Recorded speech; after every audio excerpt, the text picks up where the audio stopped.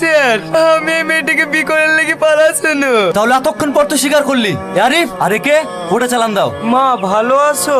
তোকে কতদিন দেখিনি, তুই কত হেরে গেছিস বাবু। তুমি আর কাইডো না মা, এই দেখুন আমি জেল থেকে বেরিয়ে পড়েছি। কি ব্যাপার তুমি এখানে?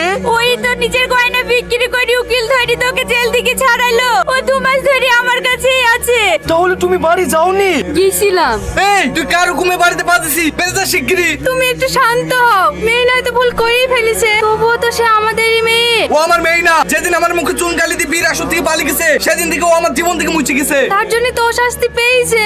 এবিকার মতো ওকে ক্ষমা করে দাও। তুমি চুপ করো। ওর সঙ্গে যদি তুমিও সঙ্গ দাও, তাহলে তোমাদের দুজনকে বাড়ি থেকে ঘাট ধাক্কা দিয়ে বের করে দেবো। টাকাপ্পা, আমার জন্য মাকে আর বাড়ি থেকে বার করে দিতে হবে না, আমি নিজেই বাড়ি থেকে চলে যাচ্ছি। আর আসবি কি হরি? তোর আসার পথ রেখেছি নাকি? তোকে আমি তেজ্য পুত্র করেছি। যাবে না এখান থেকে।